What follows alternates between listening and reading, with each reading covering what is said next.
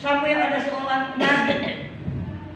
Pada waktu dia masih kanak-kanak, dia tidak peka dengan suara Tuhan. Tetapi pada waktu Samuel menjadi dewasa, dia peka dengan suara Tuhan, saudara-saudara.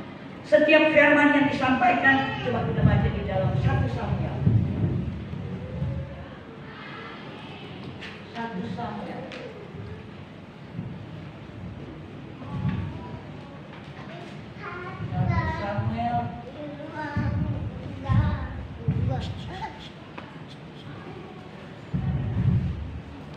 Dalam 1 Samuel pasal yang ketiga, saudara-saudara, ayat yang ke-19 saya akan bacakan.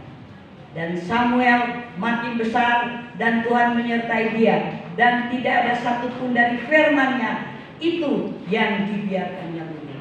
Jadi setiap kebenaran firman yang dia terima, saudara-saudara, setiap kebenaran firman yang dia dengar, firman Tuhan katakan, itu yang dia firman-Nya itu yang dia tidak dibiarkan yang gugur, saudara-saudara. Jadi setiap firman yang dia terima, saudara-saudara, firman itu mendapat tempat yang baik di dalam hati. Firman itu berkekal, firman itu bertumbuh dan berbuah-buah lebat untuk kemuliaan bagi nama Tuhan.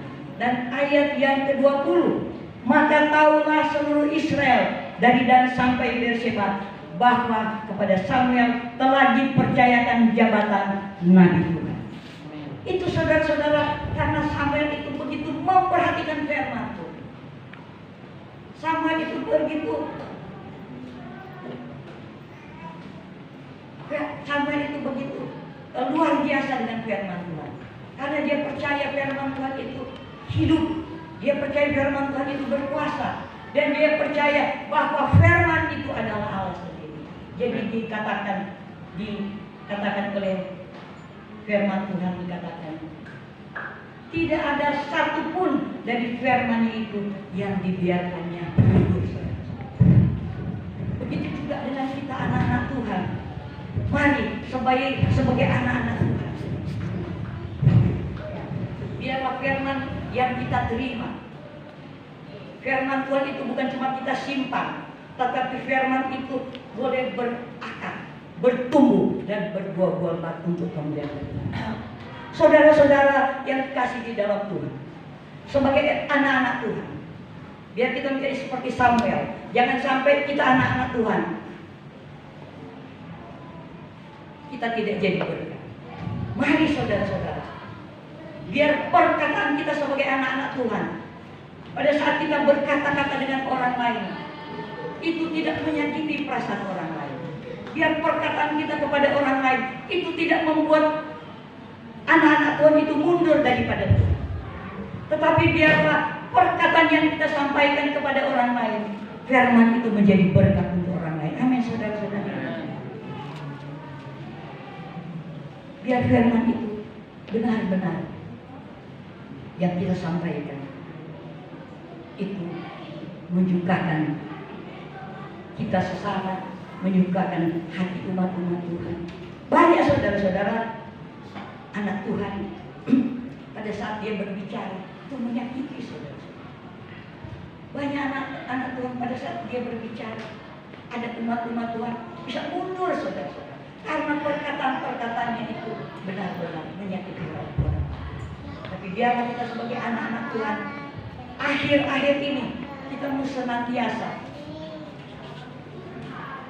lewat perkataan kita, firman itu boleh jadi berkat untuk orang lain, saudara-saudara yang dikasih di dalam Tuhan.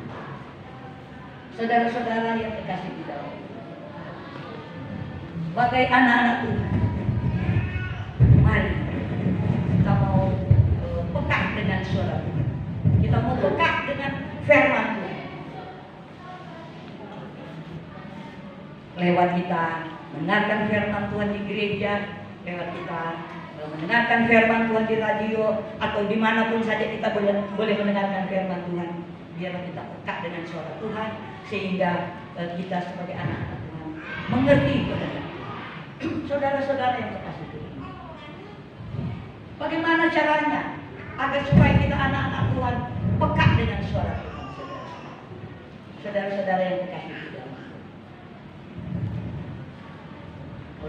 ingin agar kita peka dengan suara Tuhan? Yang pertama, kita harus menjadi dewasa. Seperti Samuel, pada waktu dia masih kecil, dia tidak peka dengan suara Tuhan, dia pun peka.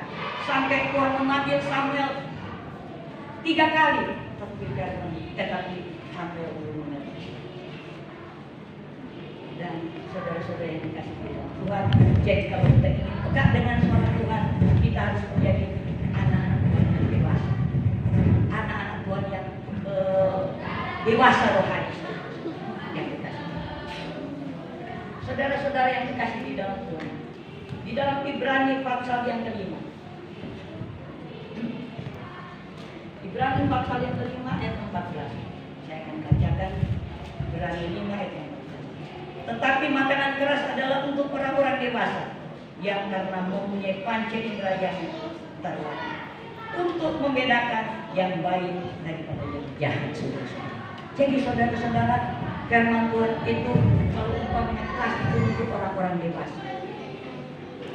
Banyak saudara-saudara orang-orang dewasa tetapi rohaninya masih kanak. Banyak orang sudah masih muda tapi rohaninya sudah dewasa. Itu yang Tuhan kehendaki dalam hidup kita, agar kita menjadi orang-orang Kristen yang rohaninya dewasa. Kalau kita menjadi anak-anak Tuhan yang dewasa rohani kita bisa membedakan mana yang jahat, mana yang baik. Nah saudara-saudara, untuk hal yang kedua saudara-saudara, kalau kita ingin peka dengan suara Tuhan, kita harus menghormati Tuhan. Di dalam Mazmur pasal yang ke-71, Mazmur 71 saudara-saudara, kita akan baca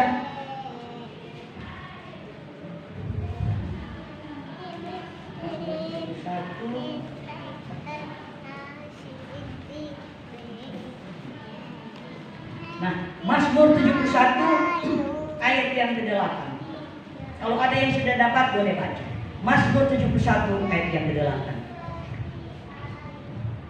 Mulutku penuh dengan puji-pujian kepadamu, dengan penghormatan kepadamu sepanjang hari. Amin, puji Tuhan. Jadi kita saudara-saudara sebagai anak-anak Tuhan, kita harus menghormati Tuhan sepanjang hari. Amin. Bukan cuma waktu kita ada beribadah baru kita menghormati Tuhan. Bukan, tetapi dimanapun kita berada, mungkin kita bekerja, mungkin kita berusaha, mungkin kita bermasyarakat, kita harus menghormati Tuhan. Kita harus hormati Tuhan supaya orang lain tahu bahwa identitas kita sebagai anak-anak Tuhan. Jadi kita harus menghormati Tuhan, saudara-saudara. Kalau kita beribadah kepada Tuhan pada hari Minggu seperti ini, memang kita menghormati saudara-saudara. Pada saat kita beribadah kepada Tuhan, saudara-saudara yang kasih di dalam Tuhan, kita harus beribadah sungguh-sungguh. Itu kalau kita menghormati, kita harus beribadah sungguh-sungguh kepada Tuhan. Saat kita memuji Tuhan, kita juga harus memuji Tuhan dengan sungguh-sungguh. Dan saya merasakan saudara-saudara, saya beribadah di tempat ini, saya merasakan hadirat Allah luar biasa di tempat ini. Saya rasa ibadah di tempat ini menjadi ibadah yang diberkati oleh Tuhan. Saudara-saudara, saat saya memuji Tuhan di tempat ini, air mata saya mengalir. Saya merasakan kehadiran Roh Kudus. Saudara-saudara, itulah sebabnya kita beribadah kepada Tuhan.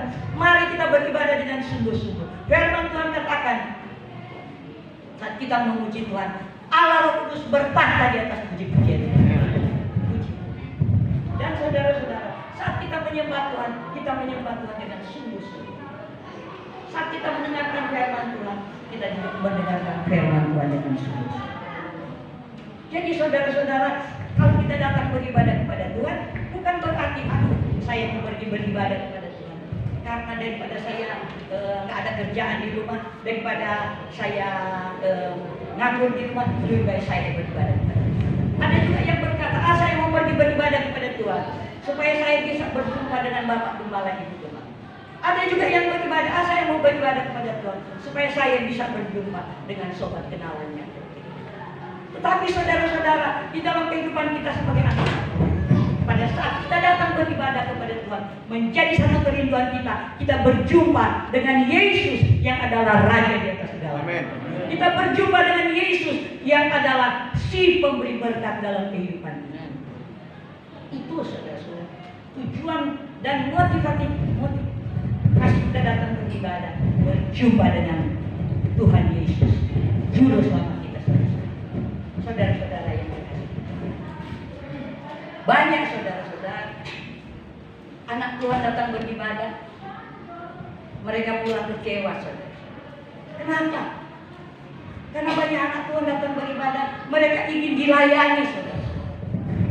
Banyak anak Tuhan datang beribadah, mereka rindu dilayani, saudara. Mereka tidak mengerti, saudara-saudara, pada saat kita datang beribadah, kita melayani Tuhan. Amin.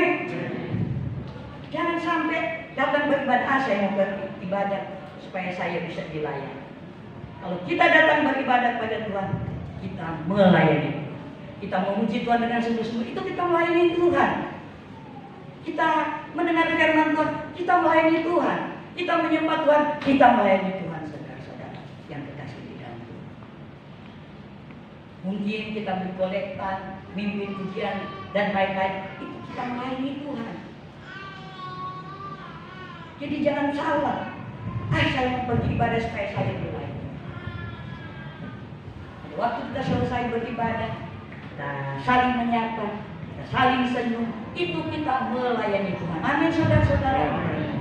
Jadi kalau kita datang di tempat beribadah, kita melayani Tuhan, maka saya percaya kita pulang dengan sukacita, damai, sejahtera yang dikerjakan oleh kuasa Roh Kudus. Puji Tuhan, saudara-saudara. Jadi kita harus coba. Kita harus coba cara kita beribadah. Jangan sampai kita mau ibadah supaya saya dilayani. Kalau kita tidak mendapat pelayanan, kalau kita datang beribadah mungkin ada yang cuek, bukan cuek karena mereka tidak suka, tetapi namanya kita manusia, kadang ada kekurangan, ada kelemahan, sehingga pada waktu kita datang beribadah mungkin pulang, kita tidak sempat saling tegur menegur, saling sapa menyapa, akhirnya pulang, kenapa begini, kenapa begitu. Saudara-saudara yang dikasih Tuhan, tetapi sebagai anak-anak Tuhan, kita harus datang kepada Tuhan karena kita rindu melayani Tuhan. Dan saya percaya kalau kita melayani Tuhan dengan sungguh-sungguh, firman Tuhan katakan, jerih payah kita di dalam Tuhan itu tidak pernah sia-sia. Amin. Puji Tuhan, saudara-saudara yang kekasih di dalam Tuhan. Saudara-saudara yang kekasih di dalam Tuhan.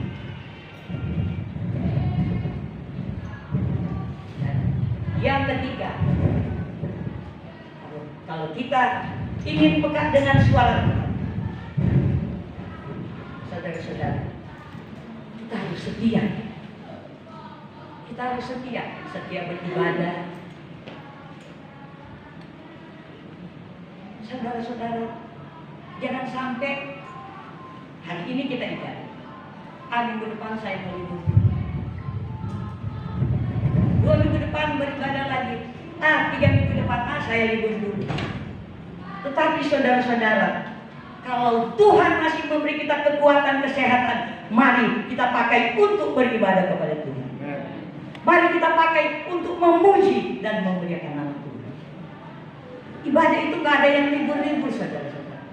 Kecuali kita sakit, terbaring sakit tidak berdaya, itu baru kita tidak beribadah karena sakit, saudara-saudara. Tapi kalau kita masih diberi kekuatan dan kesehatan oleh Tuhan, kita pakai untuk memuji dan memuliakan nama Tuhan.